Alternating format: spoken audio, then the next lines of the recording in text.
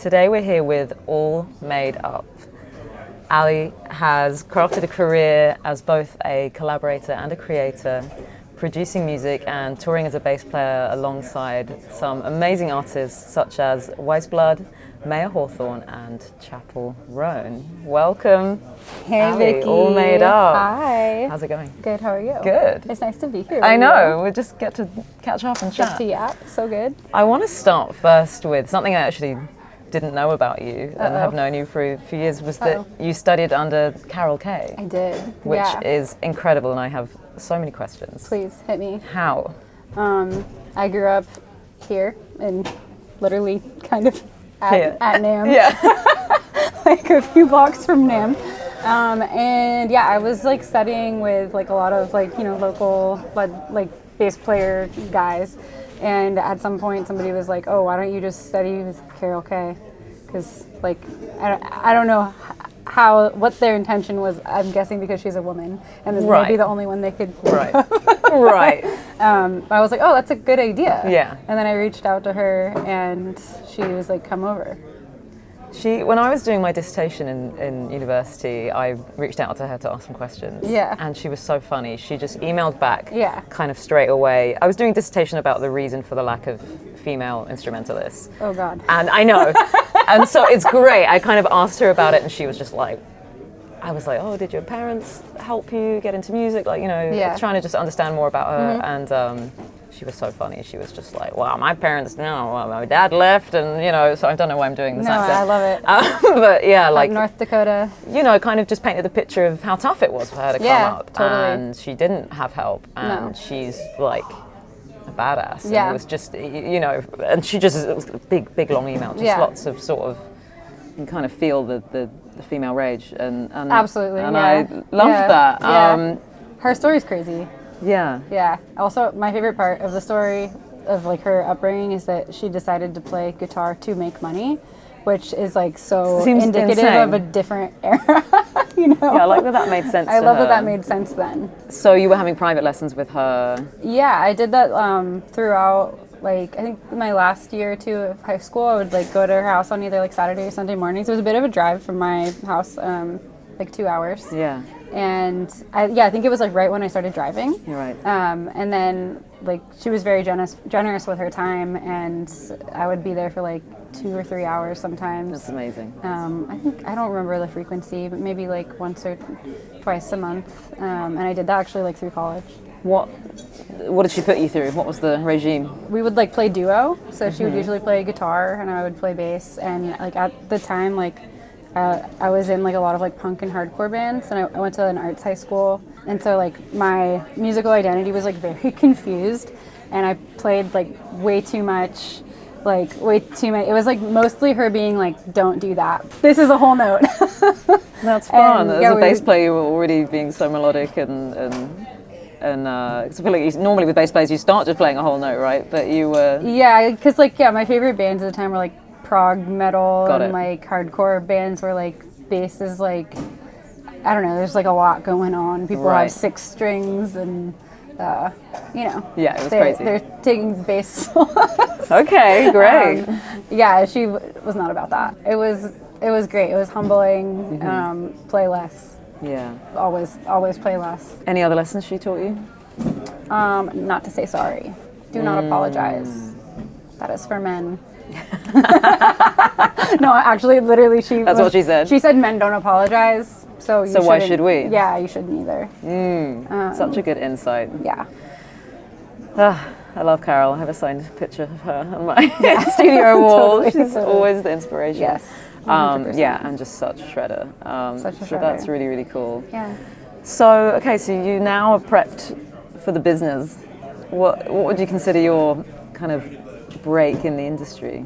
My first tour, I was in high school. Okay. Like my band at the time, like we did like a Southwest tour, and it was like all like basement shows, like some venues, and like my band in high school, like we did like really big shows. Great. We would like support for like there was like this festival called California Metal Fest, and like the local scene was like really bustling. Yeah. So I actually just like realized like the like my probably like that like moment when I realized like that it was possible. I was probably like 16.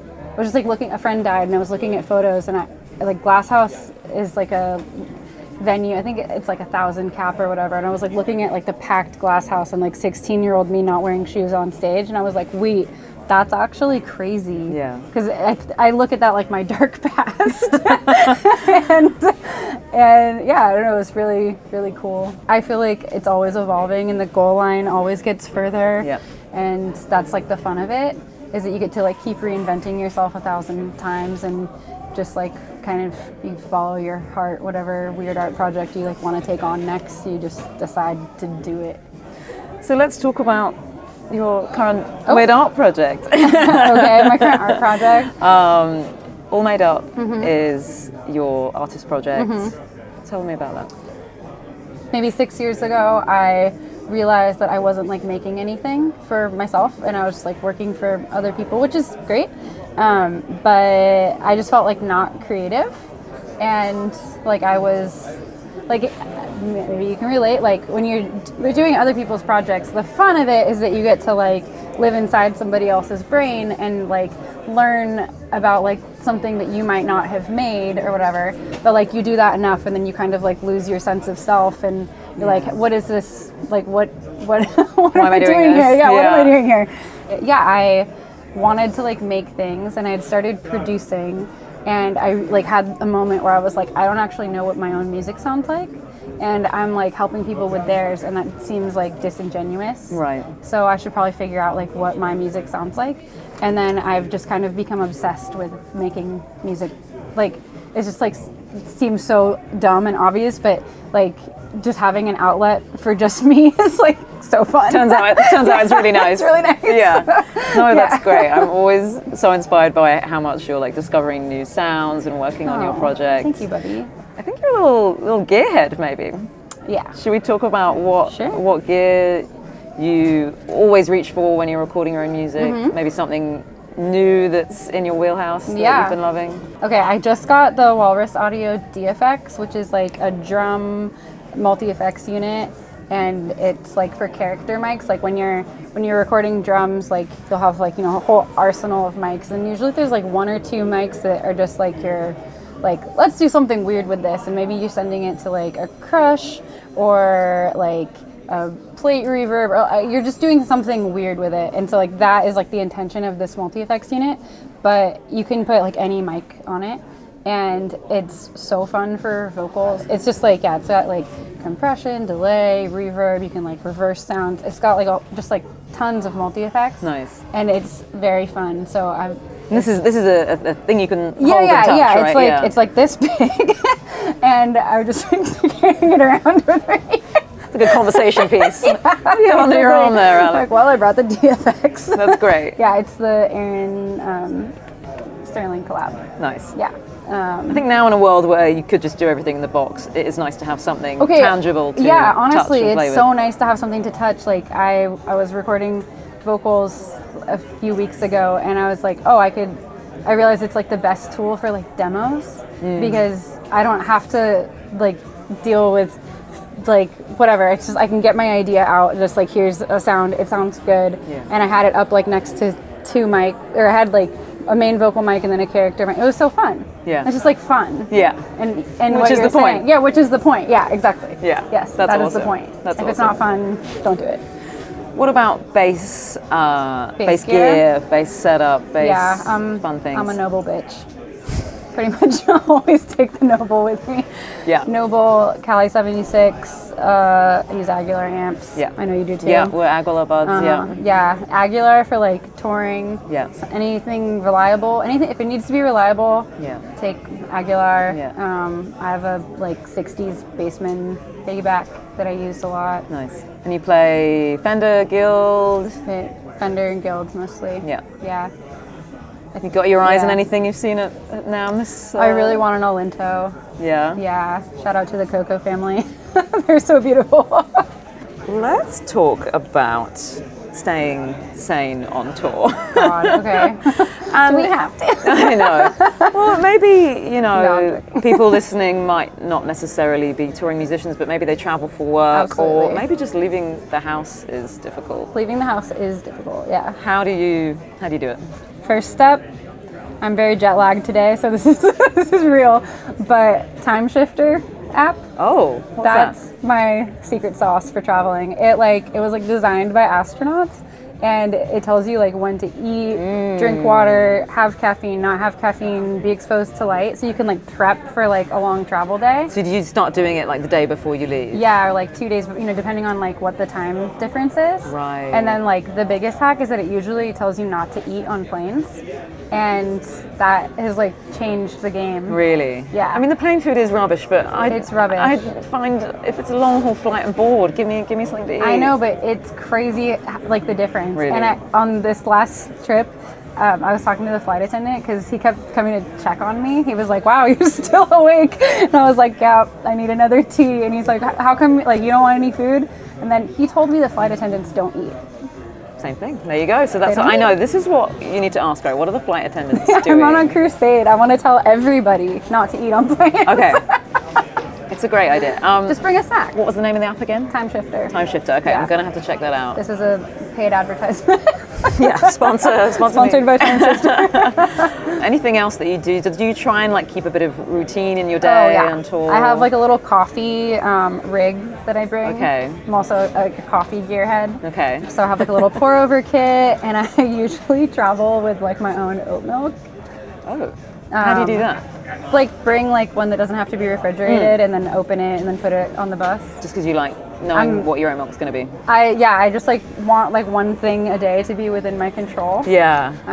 And then try to like go to Pilates or yoga, you know, if it's doable. Yeah. Um, Okay, but the coffee starting the day, that's the main thread. Coffee between- starting the day and magnesium at night. Oh, and going nonverbal. Just announcing to everybody I'm not talking anymore. Have a little badge that you wear, non-verbal time. Yeah, it's time Really? for me to What- not what? talk anymore. Is that like a point in the evening or just when you feel like it? Yeah, sometimes I like realize when I'm extra chatty, it's Yeah. because I'm really tired. Right. And once I started clocking that, I was like, okay, that's the point where I need to remove myself because it's Interesting. exhaustion. Right, you know you're going to wear yourself out if you Yeah, keep doing it. exactly. How do you announce you're going non-verbal? Either just ghost, You just like go take either yourself ghost, away. or you say, I'm sorry, it's time for me to go nonverbal. And so you'll Yeah. still hang out and just kind of No, it's you'll full, just full be out. isolate. Okay, you gotta take yourself away. Yeah, you gotta remove yourself. Well, that's good to know about yourself. Okay, I need to rest and recover. It's Yeah. hard when you're on tour and you're surrounded by Your buds. your buds and Yeah. a lot of personalities Yeah, and a lot totally. of things going on. Yeah. And when you're on tour and maybe your bunk is your only place to go, You're like, I don't want to go in that coffin thing. do you try and find a space to go, or you just go to bunk? Yeah, go to bunk, go for a walk. Yeah. Sometimes I'll like go find a random like hotel bar Yeah. and just stare at a Hang by wall. yourself. Yeah, stare at a wall. Okay, you got to schedule in some staring at a wall time. It's fair. It's fair. I have a friend on tour who does that too. Who needs Yeah. the blank wall? Yeah. Just let me just let me. dissociate Just, for a while. yeah, straight up. Yeah, I think having some kind of thread between your days at home and your days on tour, I've been trying to find that for myself. And What's it gonna be? it sounds really silly, but a friend of mine who I interviewed before, he says he keeps his same like backpack and his toiletry bag the same as whether he's at home or whether on the road. So Oh wow. So he'll, that's it, if you take your deodorant out, you're not going into the cupboard or the drawer anymore, you're still going into your toiletries bag. Which sounds like such a small thing, but just so then that's the same every day. Right. I would love to talk a little bit about, when you join different artists and work on their projects, Yeah. as a bass player, you take something from that, you learn something from Sure. that. Yeah. At the moment, you're touring a lot with Chappell Roan. What's something about playing those songs that you've taken away? I don't know, new piece of gear, new approach to performing or playing? Yeah. Not to like fully throw back to what I said before, but like growing up like playing like rock heavy music is like very like performance oriented. Like people are there to watch your rage be manifested, you know? And that is like very similar to this show. And I had like put that in a part of my brain that was like, that's passe, that's not serious. To combine that with also it being such like a femme project and like makeup, hair, it's like, it kind of like broke my brain, and I had to really like think about how like suppressed that had been. Because it's like, you know, we have high neckline shirts on right now, Vicky. You know, like you just like kind of adjust yourself over time working in this very male business, dominated industry, so it feels really good to be like back in touch with that, and I feel like it'll be very hard to like rebox that for me.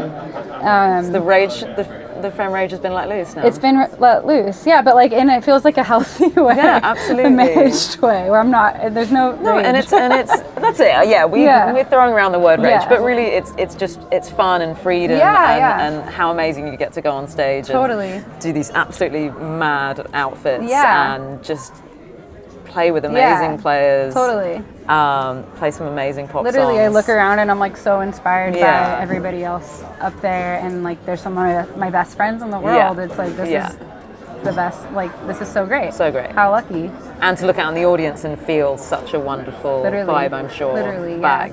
Yeah, it's like, you know, 100,000 people and covered in glitter. Yeah. It's great. I love it. I love what that gig has unleashed for the world, this joy and enjoyment. The joy that we're like so deeply just kind of missing in society. You know? You got to go to a gig and have a nice time. You have to. Yeah. So again, if it's not fun, don't do it. It's got to be fun. It's got to be fun. It's got to be fun. Yeah.